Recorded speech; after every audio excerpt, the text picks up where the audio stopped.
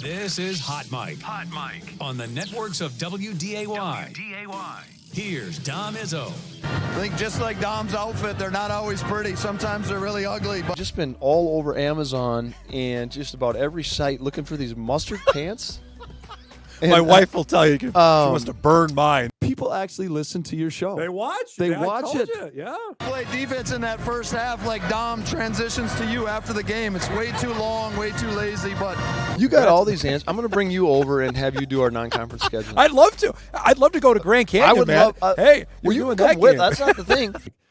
I love when you're on Dom. You're so transparent. And I'm like, so two things are happening. That one, people are watching your show, Yes, listening. yes. Right? That Yep. caught me a little off guard. I'm just being honest. And it is Wednesday at 10 o'clock, which means we bring on the men's basketball coach at North Dakota State. David Richman joins us here. I don't know if you caught, I know you watch the show religiously. Our last segment, we had Kyan Brown on yesterday, and you know he's now a viral sensation. Omaha apparently is going to have people bring their own garbage cans to the game on Saturday night. What do you make of what your old assistant is doing now in Omaha? Got any questions relevant to Bison basketball or the games we play this week? Come on now. It's a cool story, no? For you, it might be. Let me ask you this. You know Randy Hedberg well. Announced he's going to retire. Give me your you got a good Randy Hedberg story from interaction from the last 10 years? I did not know that. Yes. Yep. That's in typical Randy fashion. Yeah. I just, man, you just really appreciate a guy like Randy Hedberg, the longevity, the behind the scenes. I think what summed it up for me is, like, we found out, like, because nobody would know, like, he had cancer. Yep. Right. And it was just all of a sudden there's an article in the paper about it or something like that. Yep. And just typical, Randy, it's never been about Randy. And I think that's what makes Randy successful. That's what makes NDSU football, NDSU athletics successful. It's not about that person. It's about making the next person better. And obviously, like the quarterback whisperer or whatever, he's just done a tremendous job. And I'm happy for Randy too. I'm really happy. Like, I know how Randy's wired, and he knows every single kid in the state and all these things. Like, I hope he's able to just breathe and grab a cup of coffee and enjoy, some time with him and his family and those things. Well, correct me if I'm wrong. I know he's passed along guys to you that he's talked to. Like, hey, he might be a pretty good basketball prospect, absolutely. right? If there's a kid in the state that can walk and chew gum and have a heartbeat and do all those things, Randy Hedberg knows about it, right? Into all levels, and everybody knows Randy. Gosh, I did not know that. I'm so happy for Randy. The crazy part to me, I don't know if people understand how good an athlete he was. He's a starting quarterback in the NFL. Yeah. And he's done it. Like, he's done it in the NFL. He's coached at different levels. We in different conversations. Something happened at Minot when he was out there, and I think he was the basketball coach for a little bit. Coach Hedberg is just done about it all. That's a good man right there. All right. So I appreciate you giving a couple minutes there. Let's we got a busy week here. Obviously off the game on Saturday. You got a biggie tomorrow and another biggie coming up on Sunday. This is the grind. I know you love this part of it, but this is the meat grinder of the schedule. Does this go unsaid with the team, knowing full well what's at stake here for the next couple games? Yeah, we actually honestly kind of addressed it last week with it's the dog days of the season. Yeah. Right. And I say that, like, from a tunnel perspective. When you go into a tunnel, there's light because you just started. And then when you get into the middle, it gets really dark. And then as you work towards that end of the tunnel, you start to see the light again. That the light is the start, right? The excitement of the season. And then you get in the middle and it's just dark and all those things. And then as you're starting to come out, you can see the conference tournament coming and all those things. But every single one of those games with inside that tunnel, whether there's light at the beginning, whether it's dark in the middle or light at the end, they all matter the same.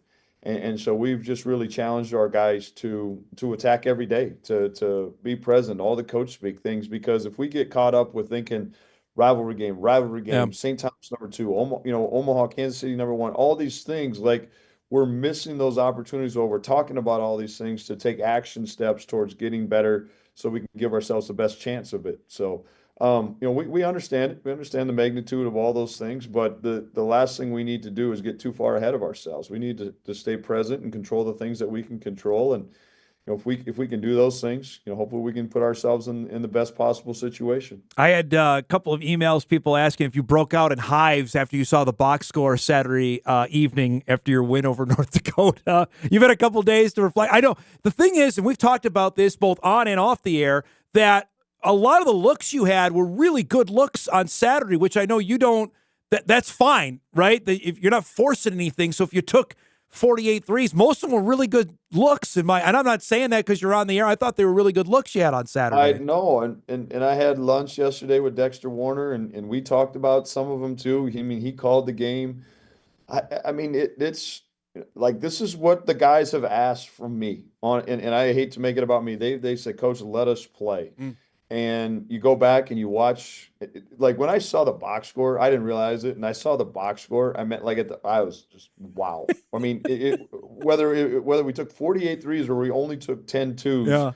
But it's a style that the guys in our, whatever that this is just who we are right now in a sense. And we got to be careful I need to be careful about my terminology or my verbiage to the guys in a particular moment, because this is what we've been doing this for a while, and it's been really darn good for us. I mean, it's put us in a net top 100 team and all these things. Now, there's some situational things that I need to kind of reflect on and making sure that we might be controlling a situation here or there, but this isn't something our guys deserve. This is something our guys have earned. And when you earn that, like, go out and, be you. It's something that we put up on the board before. Just go be you, do the things. And the part that's really smacked me in the face is, all right, Dave, here's me third person. But like if a 48 threes has nothing to do with defending, finishing possessions, and valuing the basketball, right? Now, we defended like trash. We're not finishing possessions very well. We're valuing the basketball really well. But none of those three things of our overall core values on the basketball court have anything to do with shooting. And it's really hard to argue because we took 48 of them. Okay, let's just even say, I would say 40 of them are pretty darn good looks. Mm-hmm. And that's also, I say that like if we make, I was talking to one of your colleagues, like we make 3 more of those. We shoot our normal percentage, that game looks different. Yep. The atmosphere, doubleheader part of it with Jory's team leading off winning. I know you're in the grind of it. Did you get a chance to just step back and say, this is pretty good college basketball atmosphere on a Saturday?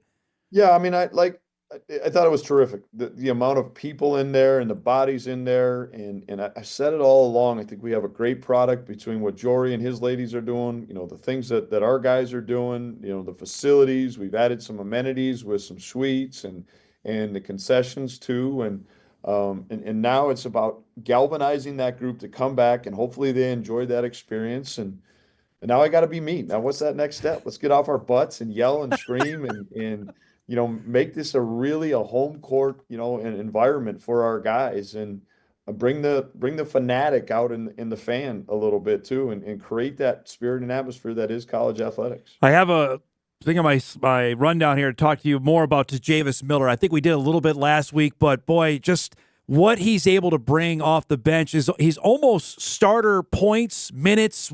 How has his role evolved from where he wasn't playing to where he's got a valued part of your team right now? Yeah, I mean, it's like the lump in my throat right now because, and I said it afterwards, I got 5 women that give me plenty of gray hair. And then there's always been a Tyson Ward or, somebody like even Dex for a minute, right, in his career. And now it's Javis, where I wouldn't trade him for the world. I absolutely love him. And but there's just some things that challenge you. And to Javis has challenged me. He's made me a better person. He's made me a better coach. And, the talent has never been the question, but finding the consistency. And as he's become more mature in his habits, the consistency is growing. And I'm very, very proud of the young man. And even this year, I mean, he had such a great freshman year and an unbelievable ending to his freshman year.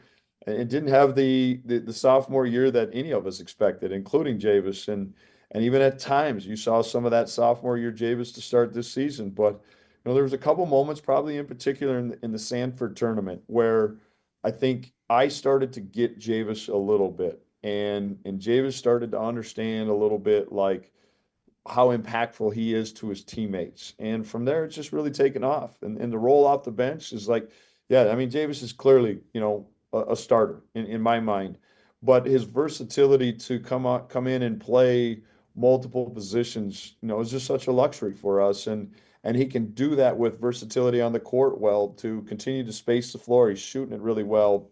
He's also one of the couple guys that might have had a couple of those 10-2s that we took and need to kind of find those things. And I think the other thing we talk a lot about endurance, responding from good, responding from bad. Like Javis didn't shoot it very well from the free throw line in the first half. Then he goes to the line with 14 seconds to go and has two big guts, free throws in a really important time. So I'm glad you brought that up, because I got to ask, because Steven and I were talking about it during the game. When the free throws start missing on each team, is that a mental thing? You've been around the game forever. When you guys are a pretty good free throw shooting team, when that compounds, is that just, hey, it just kind of contagious kind of deal? I honestly, there's no scientific formula to it. There's no math for it, but there's got to be, honestly, because, I mean, you take our group, like we shoot it extremely well from the arc. We have great skill. One game we're 22 from 25 from the line. I mean, just, unbelievable numbers. And then it's like this one here, and then one off there, or then it's a front end and a bonus. It's like, and you get into those moments where, like a rivalry game, and you throw records out the window, like you just know it's going to be something. And like I said, like he made them when they matter. Now you get set, and we're going to get to South Dakota State here after the break about what the matchup is with the Jacks. But you look at where things are at right now, and you're looking at the standings. You know where things are at. And you mentioned you're in the darkness of the tunnel right now. Is this where the fun real starts? I mean, like coaching wise, like, okay, March is not that far away. February is ahead. This is when the fun of the stretch run of the season begins. Yeah, I mean it's honestly the credit to the guys, Dom. Like the whole thing has been a blast for me. It really has, and I would be lying to you to tell you that you don't have moments of like frustration or disappointment or whatever. But it's virtually impossible for me to be really mad at these guys. It is now. Like again, we were up Monday morning and watching some video and doing some extra running because we have to be a better version finishing possessions. We have to be a better version. But that's the thing. Like to Javis Miller's spirit on Monday morning was unbelievable. And 14 guys, Damari was still sick. 14 guys showed up like, all right, coach, what do you need from us? Right? Part of fun is getting better. And so it really all has been fun. But, 94 was backed up today. So I took the long way through the industrial park and, on 19. And it was just like, okay, here comes another rivalry game. And then you got this is all a privilege. This is all a responsibility that we've all earned to do these things. And, let's enjoy it. Let's just be present with these guys. And they've asked me for some things, from a simplicity offensively, from an urgency defensively. And I think there's been an unbelievable collaboration between, our guys and our staff. And, it's that time of year. There's not a whole bunch you can just dig into your toolbox and flip things or change things. It's, just, moving the guys along and keeping them, as Brad Stevens told me, clear minds, fresh legs. Well, I heard Seth Greenberg say this on ESPN. I think he talked about Calipari. Like, this is your team. You can't go and add guys, obviously, in free agency or trade. Like, this is on coaching now. And so here we are. It's January 29th. This is what your roster is about, finding guys in the right roles for them. That's what you're doing now, or have done over the last month, right? Because this is what you have. Yeah, I mean, this is here we go, and thankfully, this is what I have. This is what we have as a staff, and I wouldn't want anything else. I wouldn't want it any other way. Are we perfect? No. Are we sinners? Absolutely. But there are imperfections everywhere. Let's continue to learn from those. Let's continue to get better. If we're fortunate enough to win tomorrow night, if we're unfortunate and we hanging out, whatever, let's just keep getting better and see where we're at, when it really, really matters. Now, again, the positioning is a big. Yeah. That's what we're doing right now. I'm not going to run from the positioning. But at the end of the day, and and we've proven that in many different ways and shapes and fashion. We have to get better, so we're playing that version of ourselves, that best version of ourselves in March. We'll break, come back, a couple more minutes with Dave. We'll chat about the Jackrabbit game. Look ahead as well to St. Thomas. 2 biggies coming up for the Bison men as we get near the fun of March. Back on Hot Mic on this Wednesday morning right after this.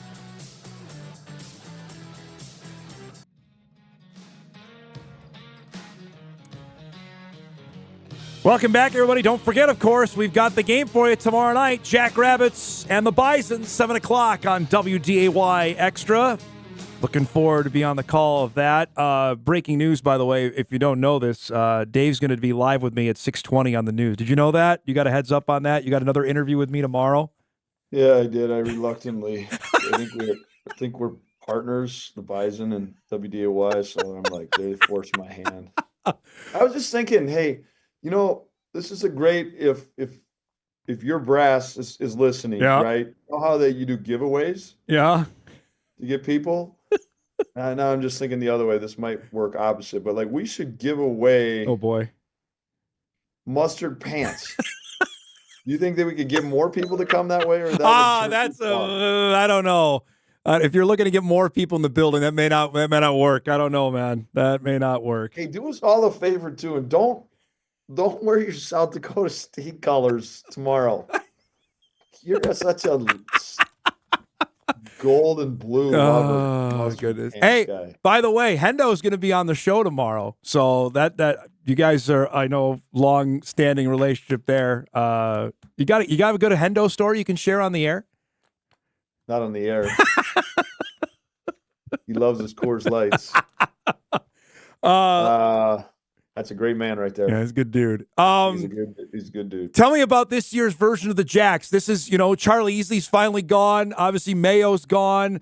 Kyle's gone. They got another big dude in Oscar Clough, which he takes up the sun. When you see South Dakota State, what jumps out on tape about him?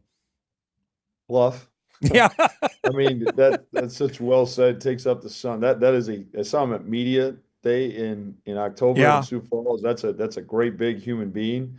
And that's a great big human being that God gifted with great hands and feet and touch. And I mean, it's a South Dakota State team. It is there is great character. There's tremendous toughness.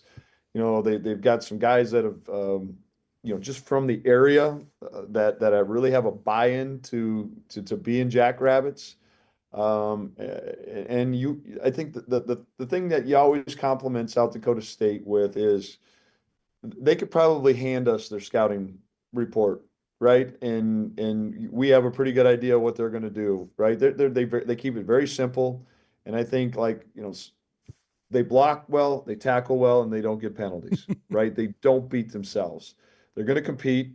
They're certainly going to compete in this environment against us tomorrow night, and you got to go and beat South Dakota State, and that's exciting. That's what you want from a challenge. How different is it, Dave, with your big guy compared to their big guy? Their games it's A to Z, right? For how Jackson plays and how Clough plays.